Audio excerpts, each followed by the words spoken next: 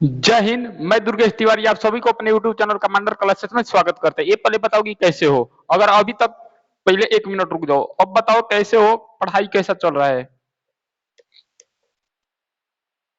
कैसे हो, पढ़ाई कैसा चल रहा है बताओ। अभी तक आप चैनल पे नए हो तो चैनल को लाइक और शेयर सब्सक्राइब करो। अभी बताओ कैसे हो, क्या कर रहे हो, पढ़ाई चल रहा है सही कि नहीं चल रहा है। क्लियर। अगला हम बात कर दिया जाए तो हम इसे पिछले जो पढ़े थे ये मेरे बाबू हम पढ़े थे जिसका नाम मेरे बाबू क्या था, खिलजी वंश पढ़ रहे थे। खिलजी वंश में दिल्ली सल्तनत में पढ़ रहे थे, जो कि पूरा डीप लेवल पढ़ रहे थे। हम तुमको अलाउद्दीन खिलजी के बारे में बता रहे थे, यही अलाउद्दीन खिलजी के बारे में बता रहे, फिर बोल रहे हैं कि अगर आप चैनल पे नए हो तो चैनल को लाइक शेयर और सब्सक्राइब करो। और जो भी अगर क्वेश्चन पेपर में पीसीएस लेवल हो चाहे यूपीएससी लेवल के हो, डायरेक्ट हम गारंटी के साथ कहते हैं कि अगर पेपर में अगर क्वेश्चन आएगा अगर दिल्ली सल्तनत है तो यहाँ से क्वेश्चन बाहर नहीं जाएगा। इसके लिए हम लिख कर देते हैं कि यहाँ से क्वेश्चन बाहर नहीं जाएगा और जाना भी नहीं चाहिए। क्लियर। तो आप लोग बस मेरे साथ बने रहो और खुद एक साथ मिलकर साथ चलो। फिर गारंटी बोल रहे हैं कि मेरे बाबू एक क्वेश्चन सिंगल हैंडेड यहाँ से बाहर नहीं जाएगा, चल गया ना तो पढ़ाना छोड़ देंगे। गारंटी दे रहे हैं कि एक क्वेश्चन यूपीएससी तक का बात बता रहे हैं, कंपटीशन एग्जाम का तो बतिए छोड़ो, यूपीएससी लेवल का बात बता रहे हैं, ये क्वेश्चन बाहर नहीं जाएगा। क्लियर। तो ध्यान रखना मेरे बाबू। अब चलते हैं यहाँ से क्वेश्चन में। अगर हम कल पढ़े थे, हम क्या पढ़े थे, अलाउद्दीन खिलजी के बारे में पढ़ लिए थे। अगर क्वेश्चन पूछा कि अलाउद्दीन खिलजी AK-47 दक्षिण भारत अभियान, क्वेश्चन पूछेगा कि AK-47, अगर क्वेश्चन पूछेगा ये लिख लेना इसको, AK-47 यानी कि अलाउद्दीन खिलजी, अलाउद्दीन अलाउद्दीन खिलजी मेरे बाबू, अलाउद्दीन खिलजी दक्षिण भारत अभियान, दक्षिण भारत अभियान, दक्षिण भारत अभियान किसके नेतृत्व में किए। तो ध्यान रखना अगर क्वेश्चन पूछेगा कि अलाउद्दीन खिलजी दक्षिण भारत अभियान किसके नेतृत्व में किए थे, ये नेतृत्व में जो किए थे उनका नाम था मलिक काफूर। ये क्वेश्चन पूछा हुआ है मलिक मलिक काफूर। तो ध्यान रखना मेरे बाबू, अगर पेपर में अगर कभी क्वेश्चन अगर पूछेगा कि अलाउद्दीन खिलजी तो दक्षिण भारत अभियान है यानी कि दक्षिण साउथ इंडिया है, तो इसमें किसके निरीक्षण से किए थे, ये किए थे जिनका नाम था अलाउद्दीन खिलजी से। अगर बात किया जाए मेरे बाबू देखो, रणथंभौर, अगर क्वेश्चन पूछेगा कि फिर अलाउद्दीन खिलजी ने उत्तर भारत का अभियान किया, कहां का किया, उत्तर भारत का अभियान किया। अगर उत्तर भारत का अभियान अगर बता जाए तो 1301 ईस्वी में रणथंभौर अभियान किया जिसका नाम है अलाउद्दीन खिलजी। ध्यान से सुनना, रणथंभौर, रणथंभौर, रणथंभौर अभियान, ये मेरे बाबू रणथंभौर अभियान में पड़ता है नॉर्थ इंडिया में। कहां पड़ता है, नॉर्थ इंडिया में। और नॉर्थ इंडिया में इसको बोलते हैं उत्तर भारत। क्या बोलते हैं, उत्तर भारत। ये मेरे बाबू पेपर में तुमसे पूछा हुआ क्वेश्चन है कि रणथंभौर का अभियान अलाउद्दीन खिलजी ने किसके नेतृत्व में किया था। सबसे पहले हमको ये पता है कि रणथंभौर का अभियान कब हुआ था, 1301 ईस्वी में। पहला तो क्वेश्चन तुमसे यही पेपर में पूछेगा कि रणथंभौर का जो अभियान है ये मेरे बाबू कब हुआ था, 1301 ईस्वी में। अब क्वेश्चन पूछेगा सेकंड नंबर कि रणथंभौर के अभियान में अलाउद्दीन खिलजी किस अपने दो सेनापति के नेतृत्व में किए। तो ध्यान रखना अगर क्वेश्चन पूछेगा कि किस दो सेनापति, किस दो सेनापति के नेतृत्व में अलाउद्दीन खिलजी AK-47 ने किए थे, तो ध्यान रखना इनका नेतृत्व जो कर रहे थे दो सेनापति कर रहे थे। एक कर रहा था जिसका नाम है नुसरत खां, नुसरत खां, और एक का नाम था जिसका नाम था दूसरा का था उलुग खां। कौन था, उलुग खां, उलुग खां।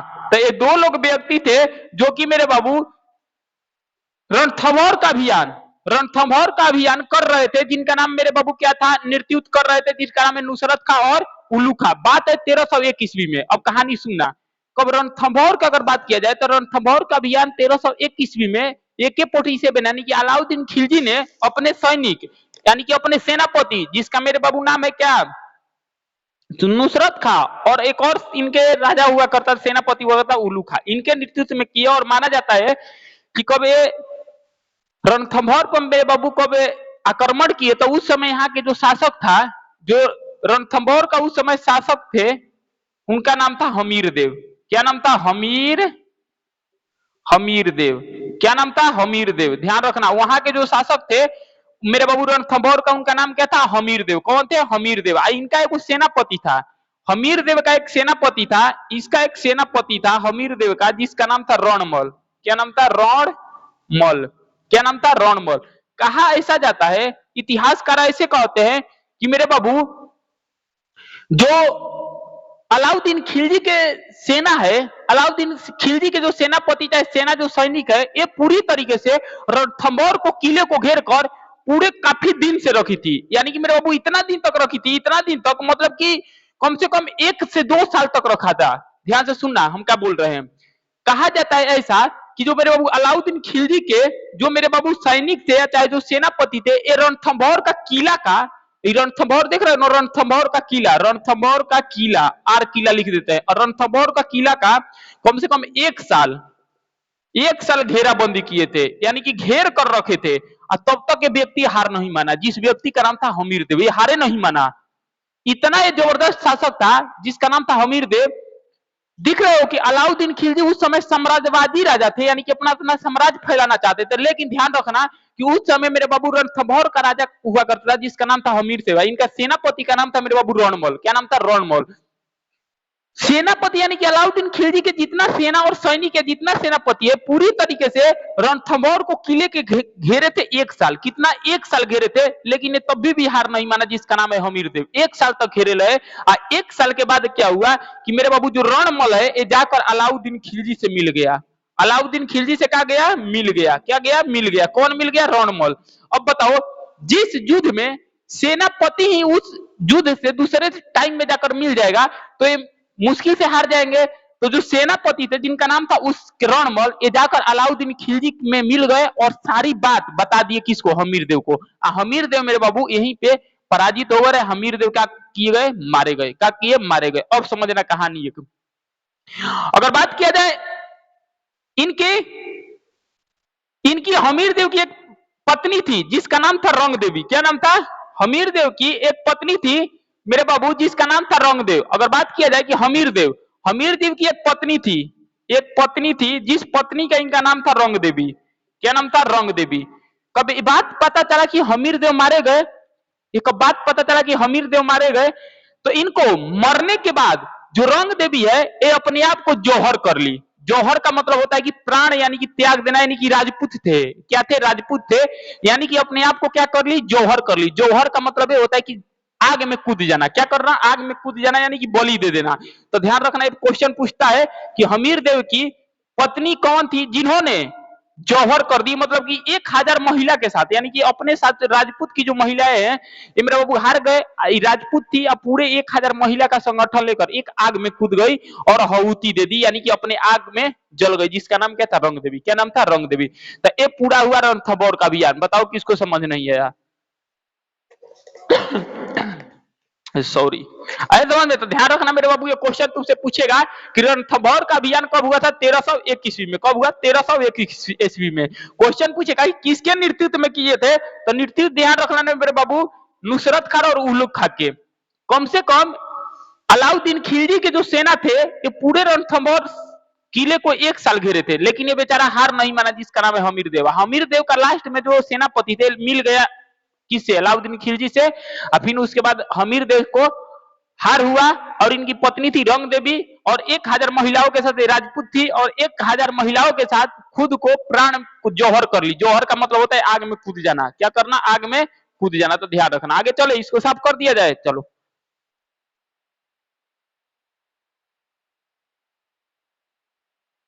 चलो इसको साफ कर दिया जाता है। अगला है चित्तौड़ का अभियान। चित्तौड़ का अभियान से भी मेरे बाबू बहुत समझो। चित्तौड़ का जो अभियान है, एक क्वेश्चन यहां से पूछता है, यहाँ इसको समझना। फिर बोल रहे हैं कि मेरे बाबू पूरा डीप में लेकर चल रहे हैं, पूरा डीप में लेकर चल रहे हैं। मत सोचना कि डीप में नहीं पढ़ा रहे, पूरा डीप में लेकर चल रहे हैं। आए समझ में? चित्तौड़ का अभियान, अगर बात किया जाए चित्तौड़,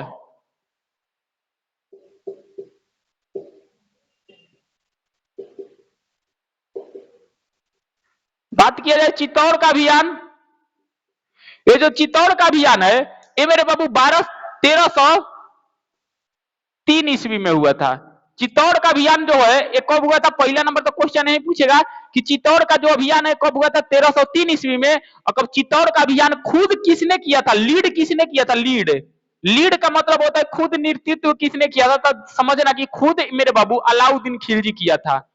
अलाउद्दीन खिलजी किया था। अलाउद्दीन खिलजी ने किया था। समझना, चित्तौड़ का जो अभियान है ये पूरी तरीके से खुद जो नेतृत्व किया था, ये कौन किया था? अलाउद्दीन खिलजी। ये खुद आगे आगे यानी कि नेतृत्व कर रहा था, जिसका नाम था अलाउद्दीन खिलजी। माना जाता है कि कब चित्तौड़ का अभियान कर रहा था 1303 ईस्वी में, तो यहाँ का उस समय जो शासक थे चित्तौड़ का, उनका नाम था राजा रतन सिंह। राजा रतन, क्या नाम था? राजा रतन सिंह। यहाँ के जो शासक हुआ करते थे उस समय, उनका नाम क्या था? राजा रतन सिंह। अगर बात किया जाए कि इनकी पत्नी, हम बताएंगे कहानी, इस समय इनकी पत्नी कौन थी? वाइफ, उनका नाम था पद्मिनी। क्या नाम था? पद्मिनी। अब देखो मेरे बाबू, कहीं कहीं बुक में ये लिखा है, कहीं कहीं बुक में ये लिखा है कि जिसे अलाउद्दीन खिलजी ने चित्तौड़ का अभियान इसलिए किया था क्योंकि पद्मिनी को एक बार देखा। पद्मिनी बहुत खूबसूरत थी, बहुत खूबसूरत थी। इनकी मेरे बाबू चर्चा बताया गया कि ये इतनी खूबसूरत थी, इतनी खूबसूरत थी कि मतलब कि कहो मत, जिसे लगता है कि चांद जमीन पे उतर कर आ गया है। मतलब इतना एक खूबसूरत थी, अपने आप में एक बेताज बादशाह थी, अपने आप में एक नूर की हीरा थी, यानी कि अपने आप में क्या थी? कोहिनूर के हीरा थी। मत कहो चांद थी, गुलाब थी, मत कहो, बहुत खूबसूरत थी। इतना खूबसूरत थी कि किसी का भी मोह क्या कर सकती थी? भंग कर सकती थी, जिसका नाम था पद्मिनी। कुछ इतिहासकार ऐसे कहते हैं कि अलाउद्दीन खिलजी ने जो चित्तौड़ पर अभियान किया था, ये मेरे बाबू पद्मिनी को पाने के लिए ही किया था, पद्मिनी को पाने के लिए ही किया था। लेकिन कुछ इतिहासकार ये बोलते हैं कि मेरे बाबू पद्मिनी को पाने के लिए तो किया था, लेकिन पूरी तरीके से चित्तौड़ को जीतने के लिए भी ये किया था। जिसे अलाउद्दीन खिलजी अगर मान दिया जाए तो ये मेरे बाबू एक साम्राज्यवादी राजा थे, अपने समाज जो होता है साम्राज्य फैलाना चाहते थे। तो कुछ इतिहासकार ऐसे कहते हैं कि चित्तौड़ का अभियान अलाउद्दीन खिलजी इसलिए किए थे कि मेरे बाबू पद्मिनी को पाने के लिए। और एक ऐसे ही इतिहासकार है, एक बुक है जिसका नाम है मेरे बाबू पद्मावत। पद्मिनी एक बुक है जिसका नाम है मोहम्मद जायसी, लेखक है मोहम्मद जायसी। उन्होंने लिखा है कि मेरे बाबू पद्मिनी को पाने के लिए किए थे। इस सब का चर्चा जो चित्तौड़ का अभियान है किसके बुक में मिलता है? मोहम्मद जायसी का। मोहम्मद जायसी का एक लेखक बुक है जिसका नाम है पद्मिनिया। वो जो थे वो मेरे बाबू शेर शाह के समकालीन थे। याद करो शेर शाह समकालीन कब का था? 1540 से लेकर 1545 में था। मोहम्मद जो जायसी थे ये लिखे हैं कि ये चित्तौड़ का अभियान पूरी जानकारी है किसके बुक में मिलती है? मेरे बाबू मोहम्मद जायसी। मोहम्मद जायसी का एक बुक है उसी में मिलती है। जो वो थे वो मेरे बाबू शेर शाह के समकालीन थे। यहाँ पे अभी 1303 चल रहा है, शेर शाह का समकालीन समझ लो 1540 से 1545। अब समझ लो कि वो कितना पुराने थे। क्लियर? डाउट है किसी को? बताओ।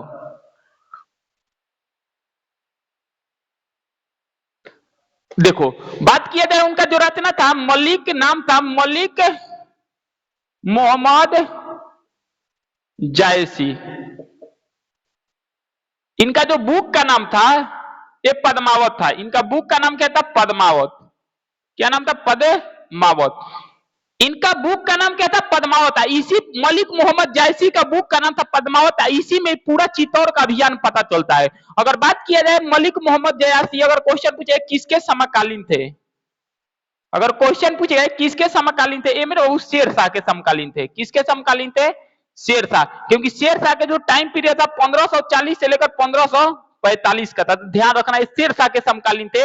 और पूरा क्वेश्चन ये पूछा हुआ क्वेश्चन है तुमसे पेपर में। अगर क्वेश्चन मेरे बाबू पूछेगा कि बताओ चित्तौड़ का जो अभियान है, चित्तौड़ का जो अभियान है इसका जो पता है किस बुक में चलता है, तो चुपचाप आंख बंद कर पद्मावत बुक मार कराना। आप पूछे किसका लेखक है, तो लेखक है जिनका नाम है मेरे बाबू मलिक मोहम्मद जायसी। मलिक मोहम्मद जायसी है लेखक, जो कि इनके ही समकालीन थे। तो समकालीन ध्यान रखना, अगर क्वेश्चन पूछे किसके थे? शेर शाह।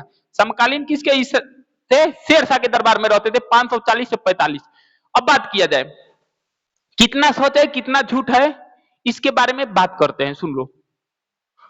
बात किया जाए चित्तौड़ अभियान, तो चित्तौड़ अभियान का शुरुआत 1303 ईस्वी में हुआ था। जो इसका खुद लीड कर रहे थे उनका नाम मेरे बाबू था अलाउद्दीन खिलजी, खुद लीड कर रहे थे। अगर बात किया जाए तो शासक वहां का हुआ करते थे जिसका नाम था मेरे बाबू राजा रतन सिंह। इनकी एक वाइफ थी, जिस इनकी वाइफ का नाम था मेरे बाबू पद्मिनी। ये इतना खूबसूरत थी, इतना खूबसूरत, इतना खूबसूरत कि यानी कि उसको पाने के लिए कहा जाता है इतिहासकार कि उसको पाने के लिए अलाउद्दीन खिलजी ने खुद का अभियान किया, जिसे बोलते हैं चित्तौड़ का अभियान। ये मामला बहुत संगीन है, एक बहुत दिन तक मामला चलता रहा। कहा जाता है कि अलाउद्दीन खिलजी का जो सैनिक है चित्तौड़ का अभियान को कर कर पूरे 1 साल तक घेरा, किले को पूरे 1 साल तक घेरा गया, ये मान ही नहीं रहा था। तब लास्ट में राजा रतन सिंह और अलाउद्दीन खिलजी के बीच एक समझौता हुआ। अलाउद्दीन खिलजी बोला कि चलो आप मेरे को तो पद्मिनी दे नहीं सकते हो, ये पद्मिनी पाने के लिए मारा था चित्तौड़ पर अभियान। तब बोला राजा रतन सिंह और अलाउद्दीन खिलजी के बीच एक समझौता हुआ। बोला गया कि अलाउद्दीन खिलजी बोला कि आप तो मेरे को पद्मिनी दे नहीं सकते हो, हम लेकर ही रहेंगे। तो इसमें क्या बोले कि एक काम कीजिए, क्या काम कीजिए कि आप एक मेरे बाबू एक मेरे को सामना सामनी एक बार बैठा दीजिए। किसको सामना सामनी बैठा दीजिए? जिसका मेरे बाबू नाम है पद्मिनी। बोले थे कि पद्मिनी को एक मेरे को सामने सामने एक बार बंद कमरे में भेंट करा दिए, हम लौट कर चल जाएंगे। कौन बोला था? ये बोला था अलाउद्दीन खिलजी। अलाउद्दीन खिलजी बोला था कि पद्मिनी को एक बार हमको आमने सामने इसे दिखा दीजिए और हम यहाँ से चल जाएंगे। तो बहुत काफी विचार विमर्श के बाद, बहुत ज्यादा काफी विचार हुआ, विमर्श हुआ। उसके बाद पद्मिनी को और एक अलाउद्दीन खिलजी को एक बंद कमरे में लेकर गया, लेकिन पद्मिनी को एक शीशा होता है ना, शीशा के जरिए दिखाया गया। शीशा जो होता है, एक बड़ा सा शीशा रह गया और अलाउद्दीन खिलजी को वहां बैठा दिया गया, बड़ा सा शीशा लगा दिया गया। शीशा के बगल से उनको शीशा में दिखाया गया। तो उस समय के देख लो कि इज्जत कितना प्यारी थी, उस समय की इज्जत कितना प्यारी थी कि उनको अलाउद्दीन खिलजी को शीशे में दिखाया गया। किसको? पद्मिनी को। यानी कि पद्मिनी इतना सुंदर थी। अब ये कितना सच है कितना झूठ है, ये मेरे बाबू इस पे एक मूवी भी बनाया, पता नहीं क्या बनाए, लेकिन ये सब कहा जाता है, कुछ इतिहासकार कहते हैं कि इसी देखने के बाद, इसको देखने के बाद अलाउद्दीन खिलजी ने यहां से खुश होकर लौट कर चल गया। ये देखने के बाद पद्मिनी को बढ़िया से खुश होकर इस जगह से लौट गया। लौटने के बाद बहुत लोग कहते हैं, लेकिन उसका बात अलग है। जो कहते हैं नहीं कहते, उसका बात है कि यहाँ से वो लौट कर चला गया, ये खुश होकर चला गया। वो बात का बात है कि इतिहासकार क्या कहते हैं क्या नहीं। तो कहीं पे ये भी लिखा जाता है कि चित्तौड़ का अभियान जीत गया था। देखो एग्जाम में क्या पूछेगा तुमसे, यहाँ से पहले पूछेगा चित्तौड़ अभियान कब हुआ था? 1303 में। क्वेश्चन पूछेगा कि सबसे पहले लीड किसने किया? तो लीड खुद कर रहा था अलाउद्दीन खिलजी। क्वेश्चन पूछेगा चित्तौड़ का जो अभियान है पूरे किस बुक में मिलता है? तो ध्यान रखना, मलिक मोहम्मद जायसी का एक बुक है जिसका नाम है पद्मावत। जिसका नाम क्या है? पद्मावत। समकालीन किसके थे? ये समकालीन थे शेरशाह के, 1540 से लेकर 1545। क्लियर? आगे चला जाए।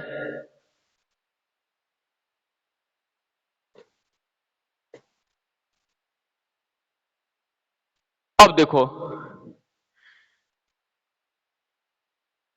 कहा जाता है कि चित्तौड़ अभियान अलाउद्दीन खिलजी खुद किया और जीत गया। और जीतने के बाद चित्तौड़ का जो नाम है चेंज कर दिया, और जीतने के बाद बहुत चेंज किया, जिसका नाम रख दिया खिजराबाद। क्या नाम रख दिया? खिजराबाद। इनका नाम चेंज कर दिया। यहाँ पे अलाउद्दीन खिलजी ने यहाँ का नाम चेंज कर दिया और नाम रख दिया खिजराबाद। क्या रख दिया? खिजराबाद। और इसी का नाम चेंज रख दिया, नाम चेंज कर दिया। इसी को जीतने के बाद चित्तौड़ अभियान का नाम रख दिया खिजराबाद। और इसी खिजराबाद का नया शासक अपने लड़के खिज्र खां को बनाया। किसको बनाया? खिज्र खां को।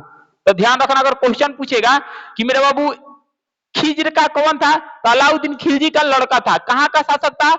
तो ये मेरे बाबू जीतने के बाद चित्तौड़ का नाम चेंज हो गया, जिसका नाम रख दिया अलाउद्दीन खिलजी खिजराबाद। क्या रख दिया? खिजराबाद। इसी खिजराबाद यही खिजराबाद नाम रख दिया और वहां का जो शासक है नियुक्त कर दिया खिज्र को। और इनके साथ अमीर खुसरो, अलाउद्दीन खिलजी के साथ यानी कि AK-47 के साथ मेरे बाबू अलाउ के साथ अमीर खुसरो साथ थे। अमीर खुसरो पूरे साथ थे। तो ध्यान रखना, ये भी क्वेश्चन पूछेगा कि मेरे बाबू चित्तौड़ अभियान में अमीर खुसरो किसके साथ थे? तो अलाउद्दीन खिलजी के साथ। क्लियर हो गया? बोलो, पूरा तुम्हारा डिटेल कंप्लीट करवा दिया। आगे चला जाए।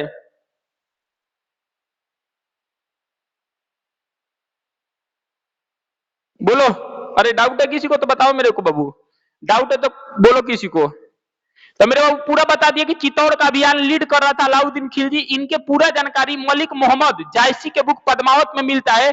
क्वेश्चन पूछेगा कि मलिक मोहम्मद जायसी ये किसके समकालीन थे? तो शेरशाह के समकालीन थे। ये 1540 से लेकर 1545। क्वेश्चन पूछेगा कि उस समय शासक वहां के कौन थे? राजा रतन सिंह, पत्नी थी पद्मिनी। क्वेश्चन पूछेगा कि चित्तौड़ अभियान जीतने के बाद ये मेरे बाबू नाम चेंज कर दिया, जिसका नाम है खिजराबाद। लिखो तो ऐसे भी खिजराबाद लिखाता है, दोनों में लिख लो जैसे भी लिखना है। खिजराबाद। इस खिजराबाद नाम चेंज कर दिया चित्तौड़ को कौन? अलाउद्दीन खिलजी। और अलाउद्दीन खिलजी इस चित्तौड़ अभियान को नाम चेंज करने के बाद वहां का शासक अपने लड़के खिजकार को बनाया। तो क्वेश्चन पूछेगा खिज रेखा कहां का शासक थे? तो खिजराबाद। मेरे बाबू चित्तौड़ का क्या थे मेरे बाबू? ए नया नाम था। बताओ क्लियर है? आगे चला जाए, लिखो जल्दी से।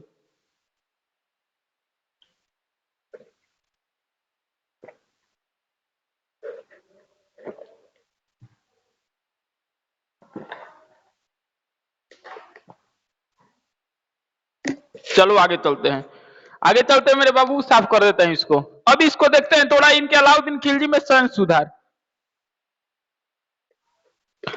इसमें अलाउद्दीन खिलजी में सैन्य सुधार देखते हैं, क्योंकि पेपर में पूछा जाता है सैन्य सुधार। अलाउद्दीन खिलजी में जो सबसे महत्वपूर्ण है, ये पूछा जाता है सैन्य सुधार। सैन्य सुधार का मतलब क्या होता है? सैनिक व्यवस्था की सैनिक व्यवस्था कैसी थी, ये तुमसे पेपर में पूछेगा।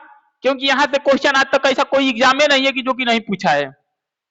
आज तक ऐसा कोई एग्जाम में नहीं है कि जिसमें ये मेरे बाबू नहीं पूछा है। अलाउद्दीन खिलजी, बात किया जाए अलाउद्दीन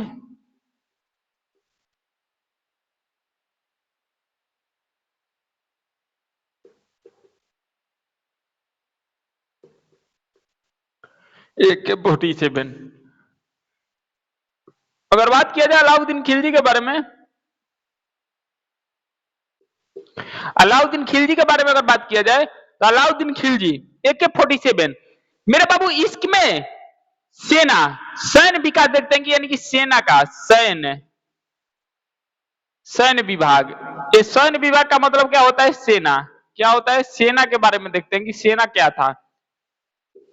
क्वेश्चन पूछेगा कि सबसे पहले अस्थाई सेना। ये क्वेश्चन ऐसा आज तक कोई पेपर ही नहीं है कि जो कि नहीं पूछता है।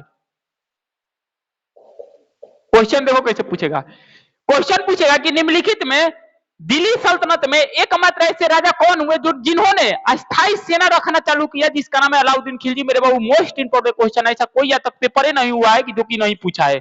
फिर बोल रहे हैं कि इसको लिख लेना, ऐसा आज तक कोई पेपर ही नहीं हुआ कि जिसमें पेपर में हमें क्वेश्चन न देखे हो।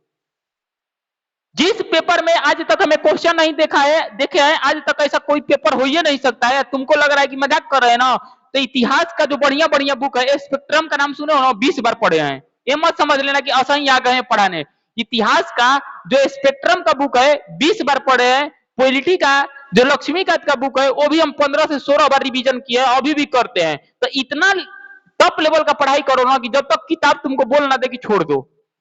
तो ध्यान रखना मेरे बाबू, भूगोल का भी जो किताब होता है महेश बनवार से लेकर जाकिर एकदम हुसैन का, वो भी जाकिर हुसैन है, एक हुसैन का था एम हुसैन का, उसको भी हम 30 बार पढ़ चुके हैं। तो ध्यान रखना, बहुत बढ़िया बढ़िया नाम सुनो ना, पॉलिटी का एम लक्ष्मीकांत नाम सुने हो, एम लक्ष्मीकांत का 15 बार पढ़ चुके हैं, 15 बार। तब इस एरिया पे आकर खड़े हुए, नहीं तो नहीं खड़े होते बिना देखे, बिना ऐसा ना पढ़ाते हैं। 15 बार रिवीजन, अभी भी रिवीजन करते हैं। पॉलिटी का बुक हो गया, उसके बाद इतिहास का बुक हो गया, इतिहास का बुक भी 20 बार रिवीजन कर चुके हैं, अभी भी करते हैं। स्पेक्ट्रम हो गया, बहुत सारा बड़ा बड़ा बुक हो गया, आगे समझ में, 36 चंद्रा हो गया, आगे समझ में। तो ध्यान रखना मेरे बाबू, अभी भी करते हैं। तो ध्यान रखना, इतना जम के पढ़ाई करो कि किताब जब तक तुमको ना बोल दे कि छोड़ दो।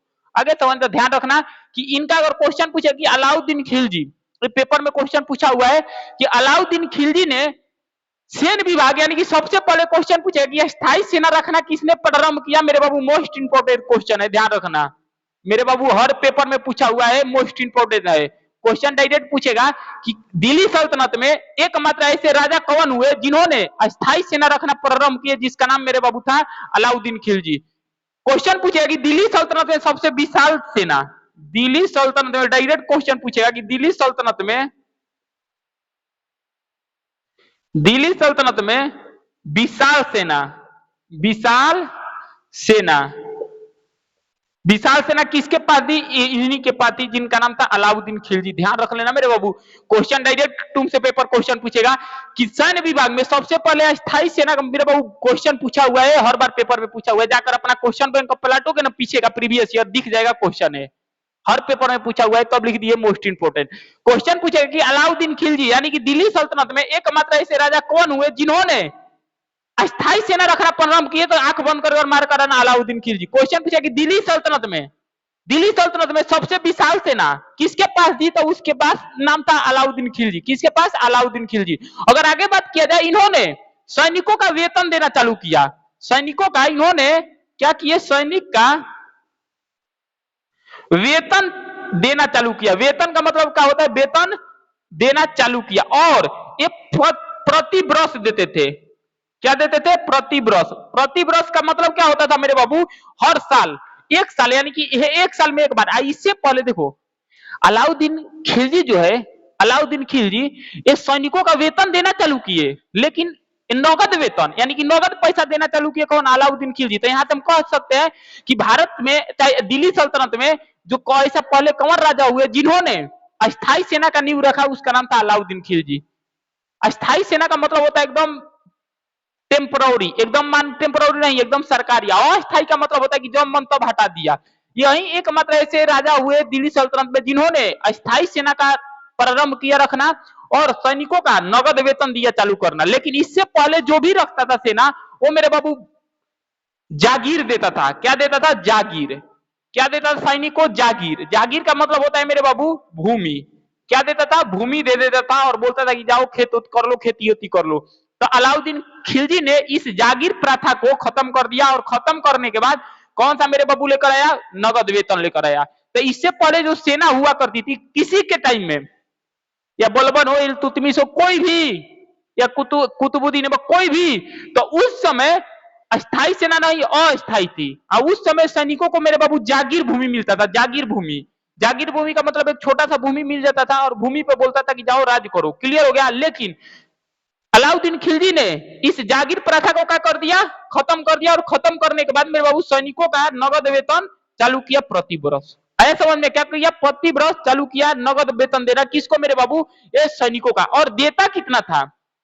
प्रति वर्ष कितना देता था? अगर क्वेश्चन पूछेगा कि नगद वेतन, नगद वेतन कितना देता था? मतलब 234 टंका। कितना देता था? 234 टंका। कितना देता था? 200 वेतन देता था। अब बताओ कि मेरे बाबू, अगर जो मेरे से क्लास अगर शुरू से लेकर लास्ट तक पढ़ा होगा उसको पता है कि टंका क्या होता है, जीतल क्या होता है। हम बता चुके हैं कि ये प्रति वर्ष कितना देता था? 234 टंका देता था अलाउद्दीन खिलजी अपने सैनिकों को। अब बताओ कि मेरे बाबू, हम जो पढ़ा चुके हैं इसमें बताओ कि क्या देता था। हम पहले ही बता दिए थे। क्लियर? अगर बात किया जाए चांदी, चांदी के सिक्के, चांदी के जो सिक्के होते थे, और उसके बाद एक होते थे तांबा का सिक्के। ये दो सिक्के होते थे, एक होते थे तांबा और एक होते थे चांदी। एक होते, इधर लिख देते हैं, दिख नहीं रहा है। एक होता है चांदी और एक होता है क्या? तांबा। एक होता था चांदी,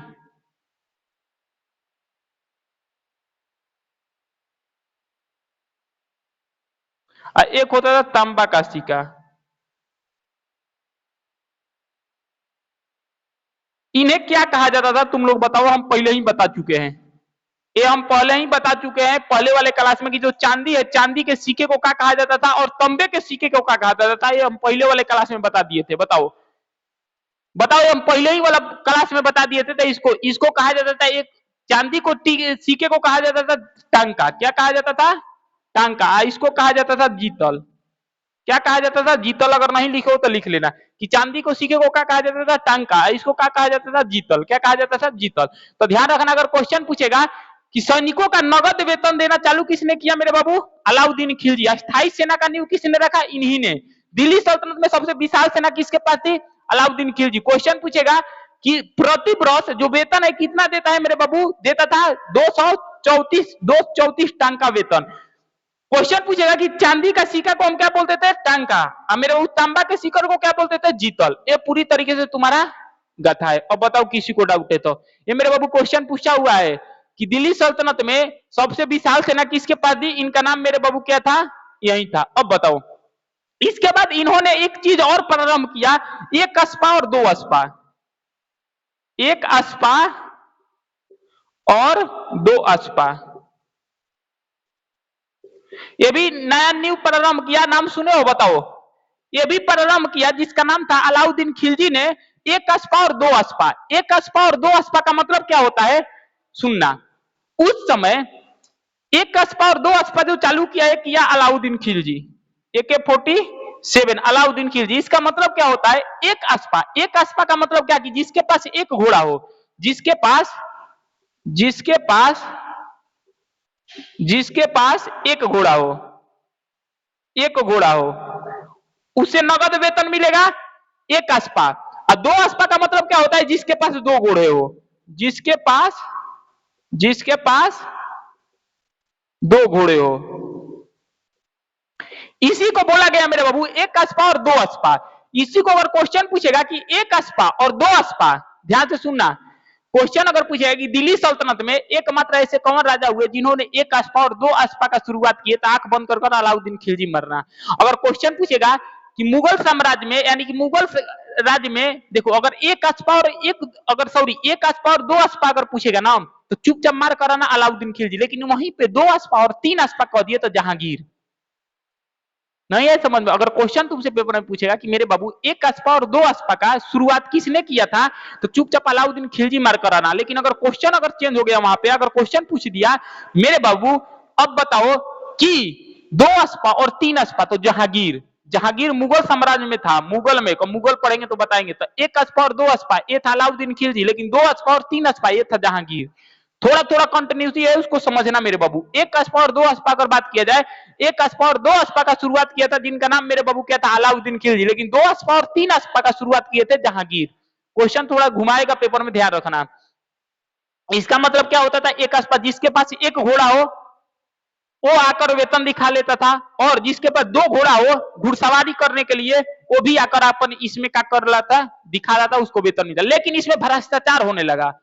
भ्रष्टाचार होने का मतलब क्या हो गया कि जैसे मेरे पास एक घोड़ा है और उसके पास दो घोड़ा है, तो हम क्या करते थे कि पहले तीनों घोड़ा वाले कर जाकर दिखा देते थे और पैसा ले लेते थे, और फिर उसके बाद कब वो आ जाता था तो हम उसके बाद तीनों घोड़ा हम जाकर दिखा देते, यानी कि भ्रष्टाचार। जिसे किसी के पास एक घोड़ा है, किसी के पास दो घोड़ा है, अब वो जा रहा है दिखाने, तो वो उसके पास भी घोड़ा मांग लेता था, तीन घोड़ा जाकर दिखा लेता था। और तीन घोड़ा का मतलब क्या होता था? पैसा निकल जाता था। लेकिन उसके पास कितना था? दो ये घोड़ा था, एक घोड़ा एक्स्ट्रा मिल गया। अब जिसके पास एक घोड़ा था वो भी दो घोड़ा किसी से मांग लेता था, तीन घोड़ा ले जाकर दिखा देता था। तो इसी में अलाउद्दीन खिलजी ने इस भ्रष्टाचार को अपने सैन्य में रोकने के लिए एक चीज का प्रबंध किया जिसका नाम है हुलिया लिखना। हुलिया लिखना और घोड़े पे मोहर दागना। घोड़े पे मोहर दागना एक कौन चालू किया? जिसका नाम है अलाउद्दीन खिलजी। तो क्वेश्चन पूछेगा कि हुलिया दागना क्या होता है, समझना। हुलिया दागना, इन्होंने क्या किया? हुलिया लिखना और घोड़ा दागना, घोड़ा दागने की नीति ये कौन अपनाए? AK-47। अब तुमको दिमाग में आता होगा कि सर ये हुलिया क्या है, हमको समझ में नहीं आया। आया कि नहीं आया बताओ? अब तुम्हारे दिमाग में घोड़ा दागने वाला तो नीति समझ में आ गया कि घोड़ा दागने का नीति क्या है, लेकिन ये हुलिया जो है, हुलिया हमको समझ में नहीं है कि हुलिया क्या है। ये हुलिया का मतलब ये होता है कि जो भी अगर सैनिक आते थे घोड़ा लेकर, जो भी सैनिक घोड़ा लेकर आते थे तो सैनिक का पूरा विवरण लिख लिया जाता था कि नाम क्या है, किस रेजिमेंट से हो, क्या करते हो, घोड़ा कितना है, पूरा लिख दिया जाता। उसके घोड़ा पे मोहर मार दिया जाता था कि अब वो घोड़ा दूसरा कोई लेकर नहीं आएगा। इससे भ्रष्टाचार कम हो जाएगा। तो ध्यान रखना, सैनिकों का पूरा विवरण लिखा जाता था इसमें। अब घोड़ा के दागने का मतलब का जो घोड़ा आते थे उस पे हम दाग देते थे, यानी कि एक निशान लगाते थे कि वो अगर दोबारा वो घोड़ा लेकर आएंगे तो क्या हो जाएंगे? पकड़े जाएंगे। पकड़े जाने के बाद उनको दंड मिलेगा।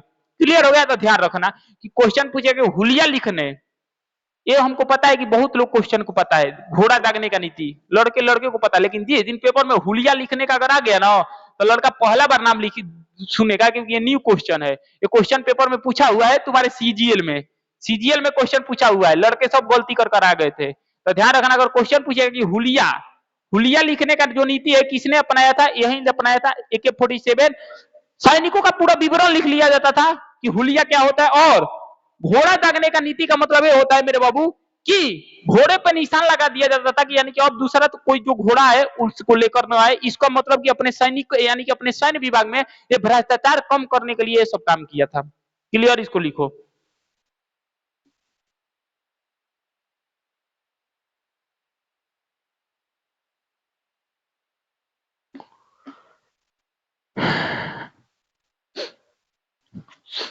आगे चला जाए। एक और बात है, एक और बात लिख दे इसमें, उसके बाद इनका सैन्य व्यवस्था खत्म हो जाएगा। उसके बाद हम इनको देखेंगे आर्थिक सुधार की, आर्थिक सुधार संवैधानिक सुधार क्या है। एक चीज और बता दे, और इनमें जो सैनिक निरीक्षण होकर नियुक्ति किया जाता था उसे मुर्तब कहते थे। अगर क्वेश्चन पूछेगा कि इनमें सैनिक, जो सैनिक नियुक्त किए जाते थे अलाउद्दीन खिलजी में, सैनिक, कुछ सैनिक ऐसे थे जिसे हम निरीक्षण कर कर नियुक्त करते थे। निरीक्षण, निरीक्षण का मतलब होता है जांच पड़ताल। क्या होता है? जांच पड़ताल। अगर क्वेश्चन पूछेगा कि अलाउद्दीन खिलजी में जो सैनिक निरीक्षण कर कर, यानी कि उसको चेक कर कर नियुक्ति किया जाता था, सैनिक में नियुक्ति किया जाता था, किसमें? सैनिक में, उसे हम क्या बोलते थे? मुर्तब। मुर्तब, ये भी क्वेश्चन पूछा हुआ है, ध्यान रखना। डायरेक्ट क्वेश्चन पूछेगा, बता रहे हैं कैसे क्वेश्चन पूछेगा।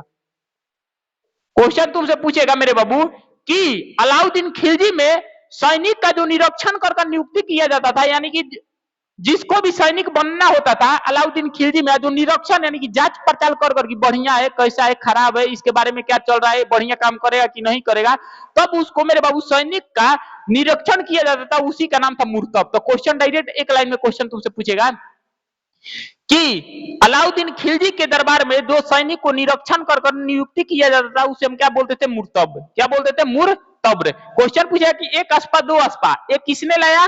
जिसका नाम क्या था मेरे बाबू? अलाउद्दीन खिलजी। एक अस्पा का मतलब एक घोड़ा, दो अस्पा का मतलब दो घोड़ा। क्वेश्चन पूछेगा कि दो अस्पा और तीन अस्पा, ये लाया था जहांगीर। क्वेश्चन पूछेगा तुमसे कि जागीर प्रथा किसने खत्म किया था? जागीर प्रथा खत्म करने वाले यही था अस्थाई सेना। बाबू मेरे लिख लेना, क्वेश्चन पूछेगा डायरेक्ट कि अस्थाई सेना का सबसे बड़ा विवाद कौन रखा था? यही रखा था। आगे चला जाए, चलो लिख लिए, साफ कर दिया जाए।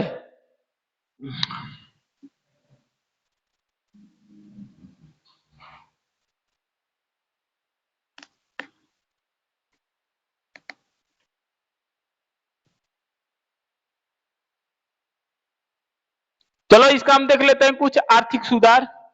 एक मिनट रुकना थोड़ा, तो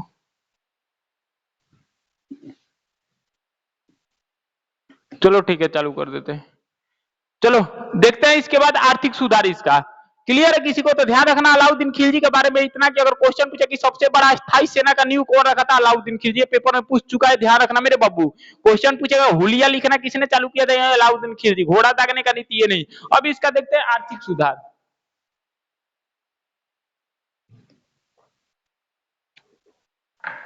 भिन्न बोल रहे हैं मेरे बाबू। कंटेंट देख लो एक बार, कंटेंट देख लोगे ना तो कुछ समझ में आ जाएगा कि कंटेंट क्या है। कंटेंट देख लो, फिर बोल रहा है कि कंटेंट एक बार देख लो। कंटेंट कब देख लोगे ना तो समझ में आ जाएगा कि कंटेंट क्या है। पूरा कंटेंट है, नया नया कंटेंट है, इसमें बहुत सारा नया नया चीज देखने को तुमको मिलेगा। आगे चला जाए, साफ कर देते हैं। चलो अब आगे देखते हैं अलाउद्दीन खिलजी का आर्थिक सुधार। ये आर्थिक सुधार का मतलब क्या होता है कि कौन कौन चीज में आर्थिक सुधार लाए, कौन कौन आर्थिक सुधार न लाए, क्योंकि पेपर में तुमसे हर चीज क्वेश्चन पूछा जाता है। क्योंकि ये सबसे ज्यादा टाइम पीरियड पे राज किए थे, 1296 से लेकर 1316, यानी कि मतलब कि कम से कम किया जाए तो 20 वर्ष। स्थापित कला, कौन कौन महल बनवाए, तो इन्होंने अपनी जो राजधानी है सीरी को बनाया। किसको बनाया? सीरिया। जो सीरी है मेरे बाबू ये दिल्ली के पास ही है, तो मान के चलो दिल्ली कह सकते हो।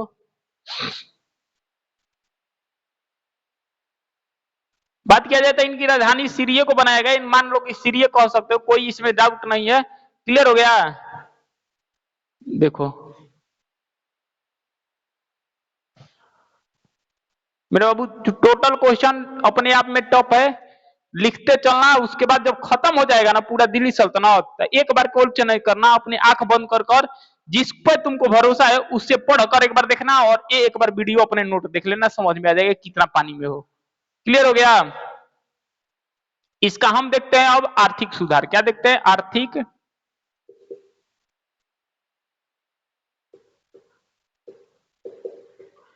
आर्थिक सुधार।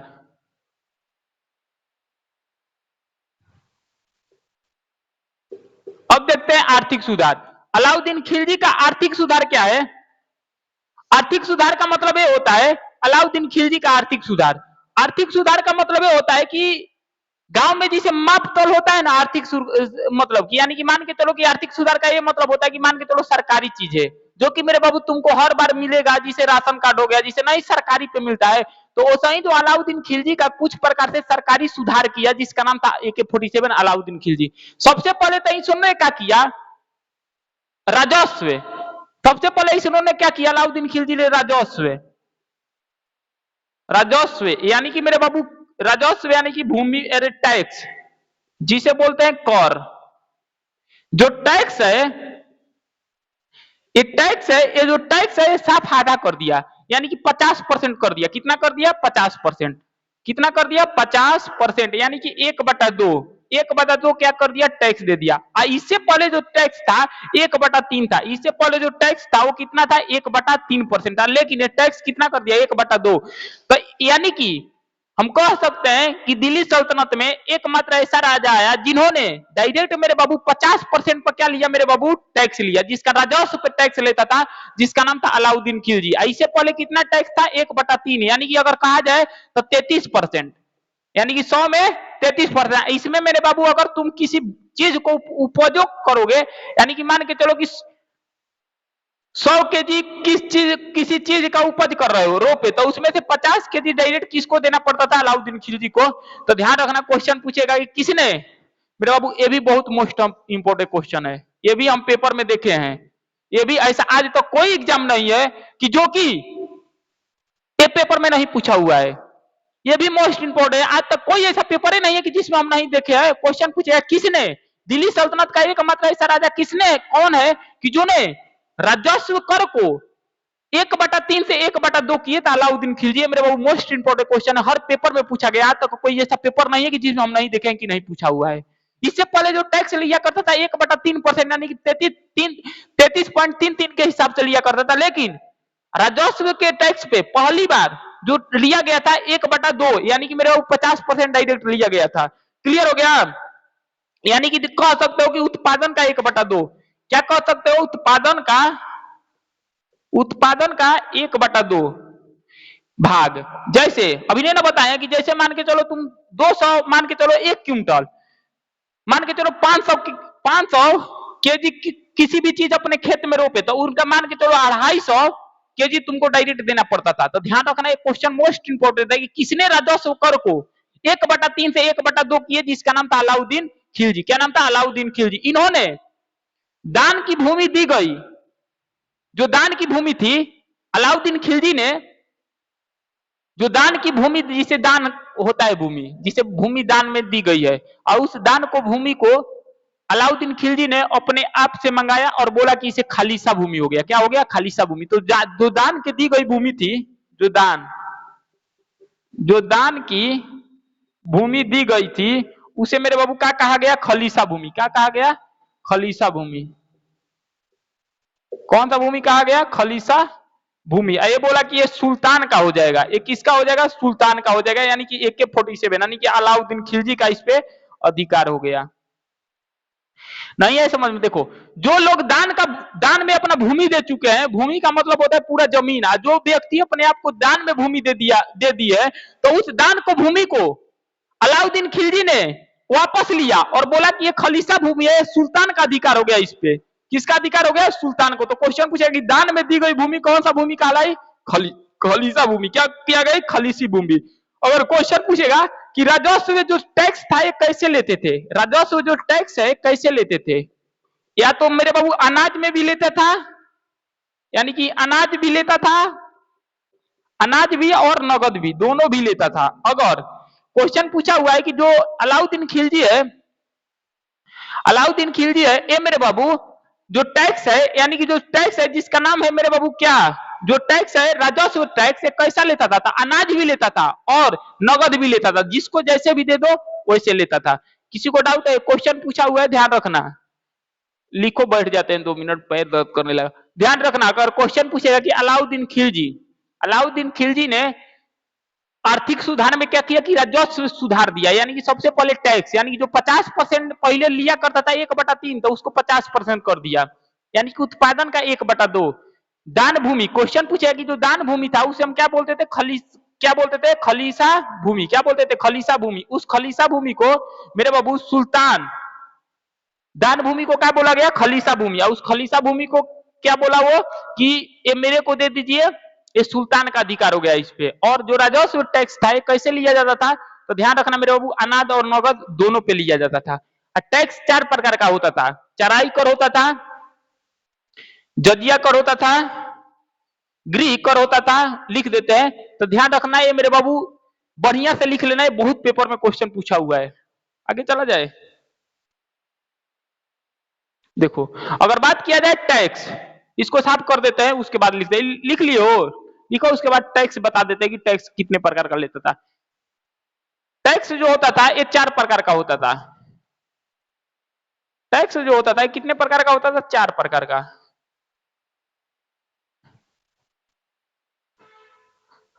जो टैक्स होता था ये कितने प्रकार का होता था, 4 प्रकार का। जो टैक्स ये कितने प्रकार का होता था, 4 प्रकार का। जो पहला टैक्स था ये जजिया कर, दूसरा खराज, तीसरा गृह कर,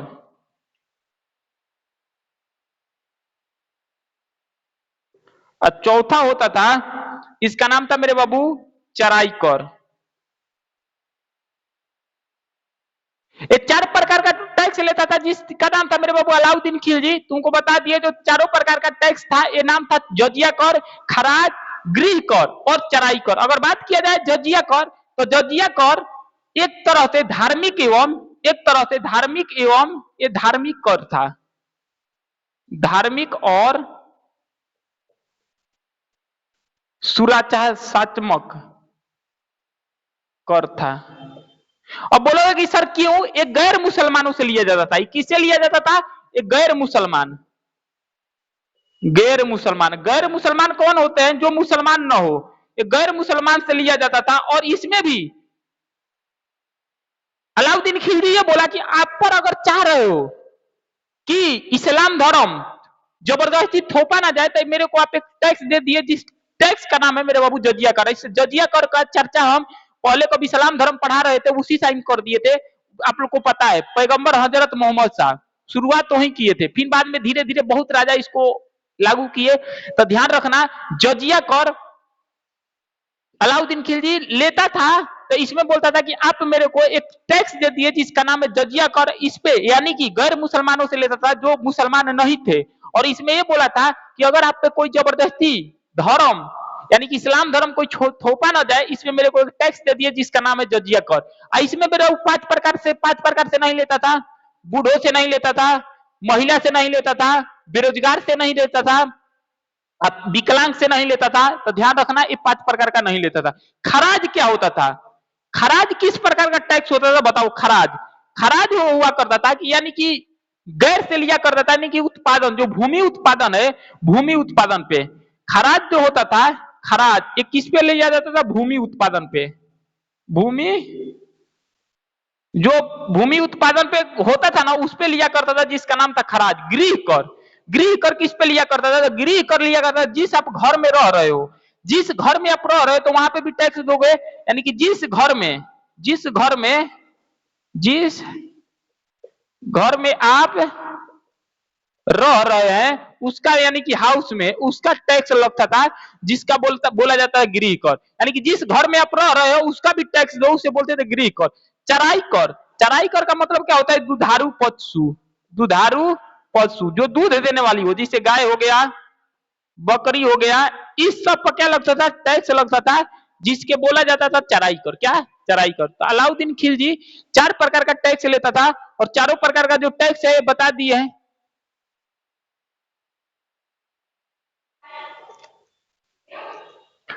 बात किया जाए कि जो चराई कर है मेरे बाबू, जजिया कर लेता था, धार्मिक और सुरक्षात्मक कर होता था, खराज गैर मुसलमानों पर होता था, गृह कर भूमि और उत्पादन पे, यानी कि सॉरी गृह कर जिस घर में आप रह रहे हैं उसका टैक्स होता था, और चराई कर यानी कि दुधारू पशु से लिया जाता था, जिसमें मेरे बाबू गाय हो, बकरी हो, ये सब पे जो दूध देती हो।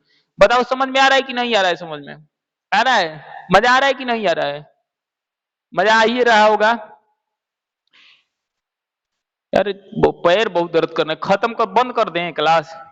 हमको सोच रहे हैं कि अलाउद्दीन खिलजी खत्म कर दें तबे बंद करें, नहीं तो फिर बार बार एगो रहिए जाएगा। चलो अलाउद्दीन आज खिलजी खत्म कर देते हैं, उसके बाद आज आगे चलेंगे। मेन है देखो खिलजी वंश में यही पढ़ने वाला, उसके बाद अगला अगला कुतुब मुबारक खिलजी बने, भाई बने, उस सब पढ़ने की जरूरत नहीं है। मेन है अलाउद्दीन खिलजी और एक शुरू का जलालुद्दीन फिरोज खिलजी। मेन यहीं से क्वेश्चन आता है। तो आज हम सोच रहे हैं कि इसको खत्म कर दे अलाउद्दीन खिलजी को पूरा बढ़िया से।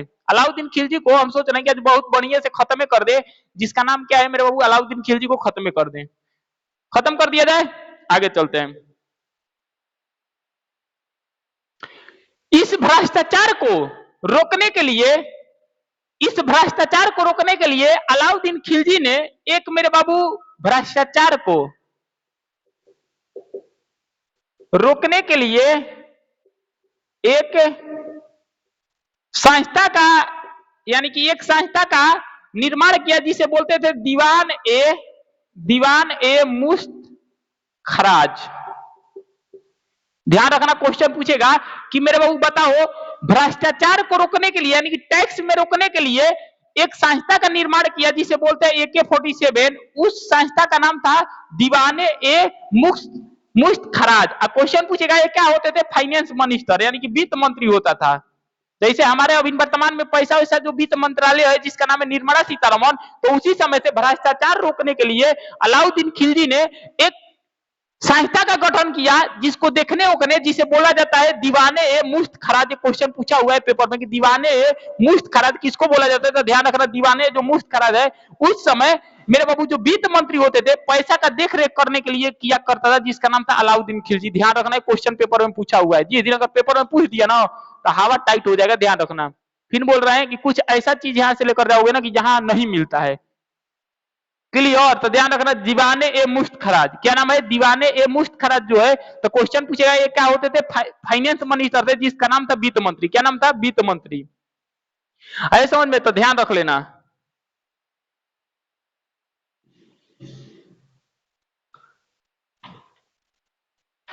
दीवाने ए मुफ्त खराज थे जिसका नाम क्या था मेरे बाबू, ए।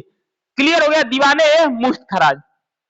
दीवाने ए मुफ्त खराज थे जिन्होंने भ्रष्टाचार रोकने के लिए अपने एक अलग निर्माण किया जिसका नाम है दीवाने ए मुफ्त खराज। आगे अगर बात किया जाए कि बाजार नियंत्रण प्रणाली, ये भी क्वेश्चन अगर पूछा कि बाजार नियंत्रण प्रणाली, बाजार नियंत्रण प्रणाली, बाजार नियंत्रण प्रणाली का अगर क्वेश्चन पूछेगा कि ये शुरुआत किसने किया था, ये देखने के लिए किया था, इसको देखने के लिए बाजार नियंत्रण प्रणाली का शुरुआत किया था AK-47 यानी कि अलाउद्दीन खिलजी।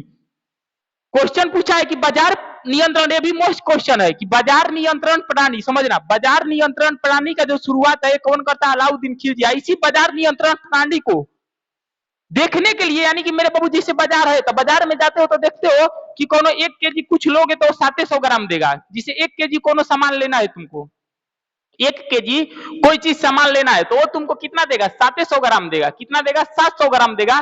तो इसी को देखने के लिए कि ये 700 ग्राम देता है कि 1 kg देता है, इसी को देखने के लिए अलाउद्दीन खिलजी ने मेरे बाबू एक संस्था का निर्माण किया जिसे नाम है दीवाने मुफ्त खराज, यानी कि वित्त मंत्री। अगर जिसने बाजार में 1 kg के जगह पे 700 चाहे 800 ग्राम तोल देते थे तो उनका शरीर में से 100 ग्राम मांस कटवा लेता था, जिसका नाम था अलाउद्दीन खिलजी। इसीलिए उसको देख रेख करने के लिए चालू किया था दीवाने मुफ्त खराज।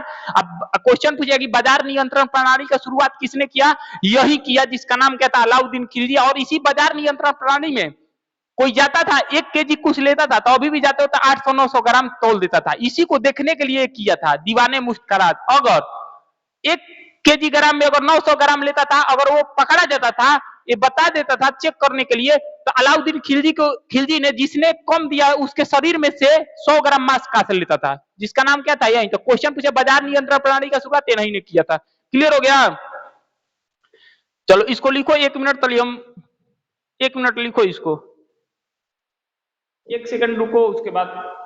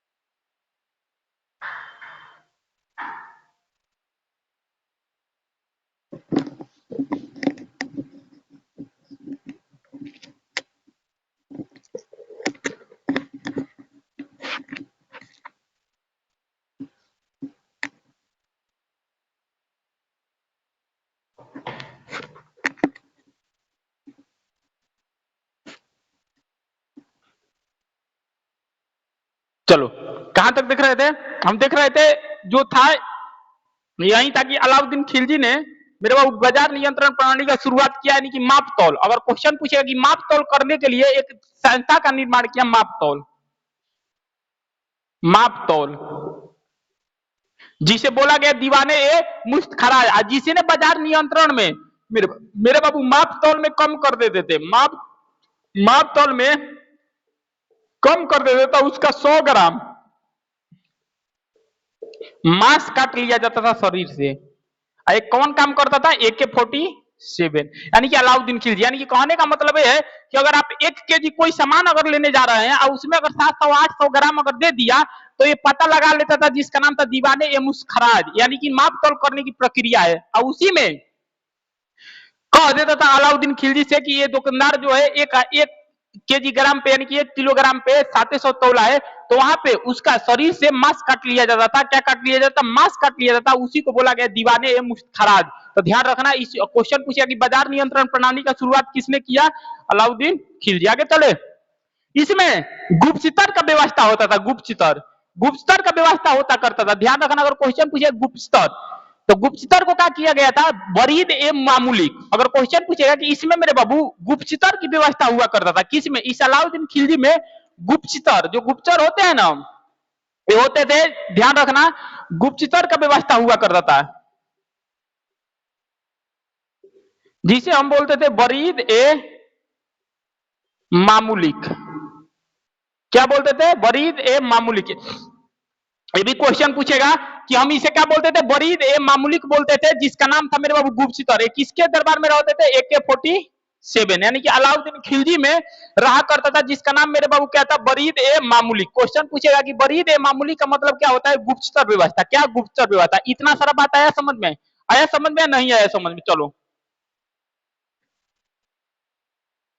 अलाउद्दीन खिलजी के दरबार में एक मेरे बाबू न्यायाधीश रहते थे, जिस न्यायाधीश का नाम था मुगीसुद्दीन। क्या नाम था? मुगीसुद्दीन। मुगीसुद्दीन क्या बोले थे?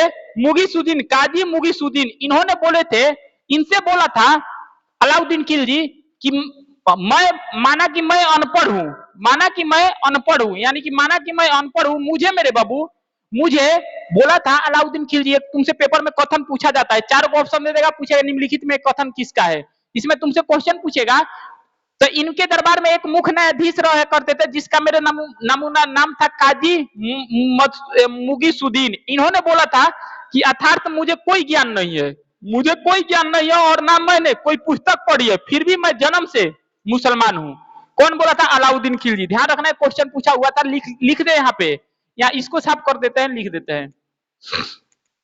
अलाउद्दीन खिलजी के दरबार में एक कथन क्वेश्चन पूछता है कि अलाउद्दीन AK-47 के दरबार में एक न्यायाधीश रहते थे, जिसका मेरे बाबू नाम था काजी मुगी सुदीन। आया समझ? सुदीन थे, सुदीन। इनसे बोला था कि मैं जन्म से अनपढ़ हूं, मैं जन्म से क्या हूं? अनपढ़ हूं, मैं जन्म से अनपढ़ हूं, मैं जन्म से अनपढ़ हूं, मैं जन्म से अनपढ़ हूं, अनपढ़ हूं, ना मुझे कोई ज्ञान है, ना मैं कोई पुस्तक पढ़ा है,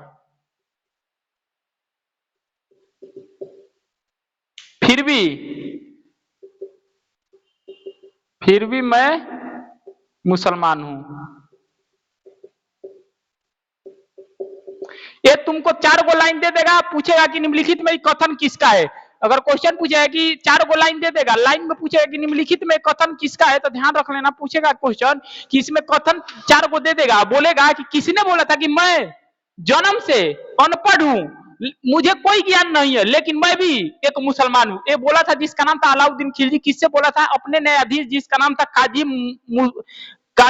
मुगीसुद्दीन। क्या किससे बोला था? काजी मुगीसुद्दीन से। ध्यान रखना है, क्वेश्चन पेपर में पूछेगा, किस टाइप का क्वेश्चन पूछेगा? 4 को स्टेटमेंट दे देगा, पूछेगा कि किसने ये कहा था। इसका न्यायाधीश था जिसका नाम था काजी मुगीसुद्दीन। क्लियर कि मैं जन्म से क्या हूं? मुसलमान हूं। आगे चला जाए। अगर बात किया जाए आगे, तो इसके कुछ स्थापित कला में देख लिया जाता है कि स्थापित कला में क्या क्या था इसका। चलो, स्थापित कला, अलाउद्दीन खिलजी ने कौन कौन चीज का निर्माण करवाया था? अलाउद्दीन खिलजी ने किस किस चीज का निर्माण करवाया था? अलाउद्दीन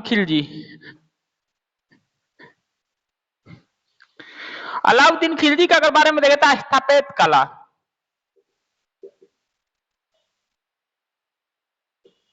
आज इसको खत्म करना है अलाउद्दीन खिलजी को। अलाउद्दीन खिलजी को कितना भी लंबा वीडियो हो जाए, आज अलाउद्दीन खिलजी को खत्म करना है मेरे बाबू, अलाउद्दीन खिलजी को खत्म करना है। क्लियर? स्थापित कला का बात किया जाए तो अलाउद्दीन खिलजी यानी कि AK-47 ने कौन कौन चीज का निर्माण करवाया था? पहला नंबर सीरी का महल,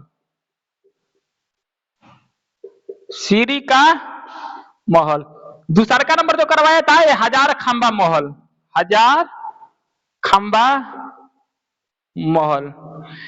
तीसरा करवाया था अलाई दरवाजा, तीसरा करवाया था अलाई दरवाजा। बॉडी पेपर में पूछता है, ध्यान रखना कि सीरी का महल, हजार खंबा महल, अलाई दरवाजा, ये सब कौन कराया था? AK-47। कौन कराया था? AK-47। अगर क्वेश्चन पूछेगा कि ये सब कौन कराया था? AK-47 ने कहां करवाया था? दिल्ली में। कहां करवाया था? दिल्ली में। क्लियर? अगर बात किया जाए और था जिसका नाम था, अगला और लिख लेना, जमैता खाना मस्जिद, खाना मस्जिद। ये जो टोटल चारों करवाए थे, ये करवाए थे AK-47। इनका मान के चलो ये कहां करवाए थे, दिल्ली में। कहां करवाए थे, दिल्ली में, यानी कि अलाउद्दीन खिलजी। तो ध्यान रखना मेरे बाबू, स्थापत्य कला की अगर बात की जाए तो सीरी का महल का निर्माण करवाए थे। उसके बाद बात किया जाए, हजार खंबा महल का निर्माण करवाए थे, अलाई दरवाजा का निर्माण करवाए थे, और जमैता खाना मस्जिद का निर्माण करवाए थे, जिसका नाम था अलाउद्दीन खिलजी। चारों जो महल है, चारों चीज है, कहां करवाए थे, दिल्ली में करवाए थे। क्लियर है, कहां करवाए थे, दिल्ली में। अगर आगे बात किया जाए, अगर आगे बात किया जाए इसमें किले कर सीरी का महल, ये अपनी जो राजधानी है, अलाउद्दीन खिलजी कहां बनाए थे, सीरी में। अपनी जो राजधानी है अलाउद्दीन खिलजी, ये कहां बनाए थे, सीरी में ही अपनी राजधानी बनाए थे। राजधानी अपने कहां बनाए थे, सीरी। सीरी कहां पे है, दिल्ली में। तो इनका जो राजधानी है दिल्ली था। दिल्ली में एक जगह था जिसका नाम था सीरी, वहीं पे इन्होंने बनाए थे, जिसका नाम बता दिए कि सीरी का महल हो गया, हजार खंबा महल हो गया, अलाई दरवाजा हो गया, और जमैता खाना मस्जिद हो गया। ये पूरी तरीके से कहां बनवाए थे, ये दिल्ली में बनवाए थे। बताओ, डाउट है किसी को, आगे चला जाए। डाउट है तो बताओ किसी को, आगे चला जाए। अब आगे देखते हैं कि सबसे अधिक जो मंगोल आक्रमण हुआ था, सबसे अधिक जो मंगोल आक्रमण हुआ था, इन्हीं के दरबार में हुआ था। जब तक क्वेश्चन पूछेगा सबसे अधिक जो मंगोल आक्रमण है, सबसे अधिक जो मंगोल आक्रमण, ये मेरे बाबू इसी के टाइम में हुआ था, जिसका नाम था अलाउद्दीन खिलजी। अलाउद्दीन खिलजी के टाइम में 6 मंगोल आक्रमण हुआ। कितना हुआ, 6 मंगोल आक्रमण। 6 मंगोल आक्रमण को 3 को दबाया, जिसका नाम क्या था, नुसरत का, और 3 को दबाया था, जिसका नाम था क्या, मलिक काफूर। तो उसको हम देख लेते हैं मंगोल आक्रमण का, इसको साफ कर दिया जाए और देख लेते हैं किसका, मंगोल आक्रमण। सबसे अधिक जो मंगोल आक्रमण हुआ था, इसी के शासनकाल में हुआ था, जिसका मेरे बाबू नाम क्या था, जिसका नाम था यही था। अगर बात किया जाए मंगोल आक्रमण, तो मंगोल आक्रमण का अगर बात किया जाए तो सबसे अधिक इसी के शासनकाल में हुआ था। अगर बात किया जाए मंगोल आक्रमण, तो सबसे अधिक जो मंगोल आक्रमण था, इसी के शासनकाल में हुआ था, जो कि मेरे बाबू जिसका नाम क्या था, मेरे बाबू अलाउद्दीन खिलजी।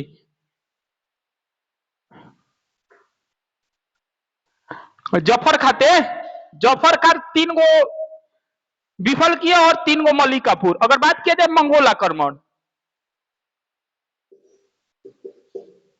ये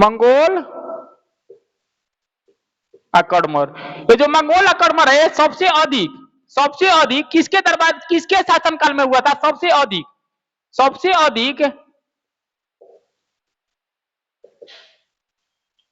जो किसके टाइम पीरियड में हुआ था, तो ये हुआ था मेरे बाबू अलाउद्दीन खिलजी के टाइम में। अलाउद्दीन खिलजी के टाइम में, यानी कि अलाउद्दीन खिलजी के टाइम में मंगोल आक्रमण सबसे अधिक बार हुआ था। कितने बार हुआ था, 6 बार। कितने बार हुआ था, 6 बार हुआ था। जो 3 बार इसको दबाया था, यानी कि जो विफल किया था, विफल का मतलब क्या होता है, मतलब कि खत्म कर देना, यानी कि समाप्त कर देना, हरा देना मंगोलों को। तो 3 बार इसको दबाया था, जिसका नाम था जफर खा। क्या नाम था, जफर खा। ये अलाउद्दीन खिलजी का सेनापति था। अलाउद्दीन खिलजी का क्या था, ये सेनापति। 3 बार कौन दबाया था, जफर खा। और 3 बार दबाया था, 3 बार दबाया इस मंगोल आक्रमण को मलिक काफूर। 3 बार दबाया कौन, मलिक काफूर। और जो मलिक काफूर है, ये भी क्या थे, अलाउद्दीन खिलजी के सेनापति थे। तो टोटल कितना आक्रमण हुए, 6 बार हुआ। 6 बार में 3 बार इसको विफल किसने किया, यानी कि किसने दबा दिया, तो इसको दबाया, जिसका नाम था जफर का। और जफर का तीसरे मंगोल आक्रमण को दबाते हुए मारे गए। और 3 जो दबाए, उसका नाम था मलिक काफूर। ये दोनों सेनापति थे। दोनों किसके सेनापति थे, ये अगर बात किया जाए सेनापति, तो सेनापति किसके थे, AK-47 के दोनों क्या थे, विशेष यानी कि रूप से सेनापति थे, जिनका नाम क्या था, जफर खान और मलिक काफूर। तुमसे यहां से क्वेश्चन पेपर में पूछता है कि बताओ मेरे बाबू, पहला जो मंगोल आक्रमण है कब हुआ था, पहला जो मंगोल आक्रमण है कब हुआ था, तो 1297 में। 1297 में, 1297 में। ध्यान रखना, अगर क्वेश्चन पूछेगा कि पहला मंगोल आक्रमण 1297 में, क्वेश्चन पूछेगा कि उस समय मंगोल के तरफ से नेता कौन थे, यहां पे लिख देते हैं बढ़िया से, उधर ज्यादा लंबा हो जाएगा। पहला हुआ मंगोल आक्रमण 1297 में। ये ईयर हो गया, ये हो गया मंगोल तरफ से। मंगोल तरफ से कौन लीड कर रहे थे, ये हो गया मेरे बाबू अलाउद्दीन खिलजी के तरफ से कौन लीड कर रहे थे, AK-47। 1297 में अगर बात किया जाए तो मंगोल के तरफ से लीड कर रहे थे जिसका नाम था कादर खां। क्या नाम था? कादर खां। वो कादर खां मत समझ रहा हीरो वाला, वो कादर खां मत समझ रहा कि हीरो वाला कादर का जो वो हिंदी फिल्म में आता है कादर खान, ओ दानिया ऐसे नहीं बोलता है, वो मत समझ लेना कि वो कादर का है, वो दूसरा कादर का है। कादर खां मंगोल का नेता था। इसको जो दबाए थे जिसका नाम था उलुग खां। उलुग खां, उलुग खां और जफर खां। उलुग खां, उलुग खां और जफर खां। इसको दबा कौन दिए पूरी तरीके से? इसको दबाए थे जिसका नाम था उल्लू खां और जफर खां। दिख रहा है कि नहीं दिख रहा है? जो पहला मंगोल आक्रमण हुआ 1297 ईस्वी में हुआ था, जिसको कौन नेतृत्व कर रहे थे मंगोल से? कादर खां। इसको दबाया कौन था मेरे बाबू? ये दबाया था जिसका नाम था उल्लू खां और जफर खां। दूसरा का हुआ 1298 में, 1298 में जो कि कर रहे थे सौल्दी खां। 1298 में एक कर रहे थे सौल्दी खां। मंगोल के तरफ से कौन कर रहे थे? सौल्दी खां। कौन कर रहे थे? सौल्दी खां। इसको जो दबाया था एक कौन दबाया था? जफर खां। कौन दबाया था? जफर खां। कौन दबाया था? जफर खां। ध्यान रखना, एक क्वेश्चन पूछा हुआ है मेरे बाबू कि पहला मंगोल आक्रमण 1297, दूसरा 1298, तीसरा जो हुआ था ये 1299। 1299, 1299। अगर क्वेश्चन पूछे कि तीसरा कब हुआ? 1299। किसने किया था? कुतलुक ख्वाजा। किसने किया था? कुतलुक ख्वाजा। तीसरा जो हुआ था लाइन से 1299, 1299 कौन किए थे? कुतलुक, कुतलुक, कुतलुक ख्वाजा। कौन किए थे? कुतलुक ख्वाजा, कुतलुक ख्वाजा। इसी में जफर खां मारे गए। इसी में जफर खां क्या हो गए? मारे गए। अगर क्वेश्चन अगर पूछेगा कि मेरे बाबू किस युद्ध में, किस मंगोल आक्रमण में मेरे बाबू जो जफर खां है वो मारे गए, तो ध्यान रखना तीसरा मंगोल आक्रमण में 1299 में, और उस समय मंगोल का जो नेतृत्व कर रहा था कुतलुक ख्वाजा कर रहा था, इसी में जफर खां मारे गए। इसी में जफर खां मारे गए। क्लियर हो गया? जो चौथा हुआ था ये 1303 में, 1303 में। पांचवा हुआ था 1305 में, और जो लास्ट हुआ था 1306 में। क्लियर हो गया? तो 356, 356। तो ध्यान रखना, अगर पूछेगा कि अगला कब हुआ था? 1303 में, 1303 में। ये तारगी कर रहे थे। कौन कर रहा था इस समय? तारगी। कौन कर रहा था? तारगी। इस समय कौन कर रहा था? जिसका नाम था मेरे बाबू मलिक काफूर। क्या नाम था? मलिक काफूर। कौन कर रहा था? मलिक काफूर। अगला जो हुआ ये मेरे बाबू हुआ 1305 ईस्वी में। अगला जो आक्रमण हुआ 1305 ईस्वी में। 1305 में कर रहा था जिसका नाम था अली बेग। क्या नाम था? अली बेग। 1305 में कर रहा था जिसका नाम क्या था? 1305 में, 1305 में अली बेग। अली बेग। ये मेरे बाबू अली बेग कर रहा था। इसमें भी कौन था? मलिक काफूर। इसमें भी कौन था? मलिक काफूर। अगला जो हुआ 1306 ईस्वी में। अगला जो हुआ, अगला जो इसमें मंगोल आक्रमण हुआ 1306 ईस्वी में हुआ था। इकबाल मंद कबक कर रहा था। कौन कर रहा था? कबक इकबाल मंद। अगर बात किया जाए अगला 1306 ईस्वी में एक कर रहा था कबक इकबाल मंद। इसको तो कौन दबाया? इसको भी दबाया मलिक काफूर। मलिक काफूर। कौन दबाया था? मलिक काफूर। तो ध्यान रखना, ये मेरे बाबू टोटल 6 जो है मंगोल आक्रमण हुआ था। किसके टाइम पे? जिसका नाम मेरे बाबू था अलाउद्दीन खिलजी के टाइम पे। इसको लिख लेना, पेपर में पूछा जाता है कि सबसे अधिक जो मंगोल आक्रमण है किसके शासनकाल में, किस दिल्ली सल्तनत के राजा में हुए? जिसका नाम था अलाउद्दीन खिलजी। अलाउद्दीन खिलजी ने इस मंगोलों आक्रमण को पूरी तरीके से दबा दिया। और 3 जो है दबाए थे जफर खां, और 3 दबाए थे उनके सेनापति जिसका नाम क्या था मेरे बाबू? मलिक काफूर। और क्वेश्चन पूछा कि जफर खां, जफर खां किस मंगोल आक्रमण को दबाते हुए मारे गए? तो ध्यान रखना मेरे बाबू तीसरा, जिसका नाम है तीसरा में जो कौन कर रहा था? कुतलुक ख्वाजा। इसी में जफर खां मारे गया। कब मारे गए? तो तीनों का लीड कौन किया? मलिक काफूर। पहला पूछे 1297 में कौन थे? कादर खां। और उसके बाद इसर से उलुग खां और जफर खां। दूसरा का 1298 सौल्दी खां। कौन थे? जफर खां। तीसरा का 1299 कुतलुक ख्वाजा और जफर खां मारे गए इसी में। तीसरा, चौथा 1303 में तारगी। कौन थे? मलिक काफूर।